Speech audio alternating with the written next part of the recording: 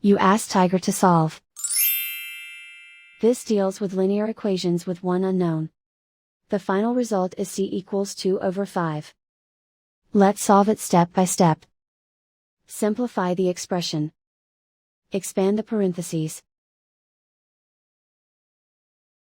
Group like terms. Simplify the arithmetic. Group all constants on the right side of the equation. Subtract 5 from both sides. Simplify the arithmetic.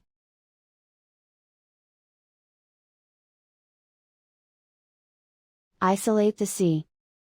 Divide both sides by -5. Cancel out the negatives. Simplify the fraction. Cancel out the negatives.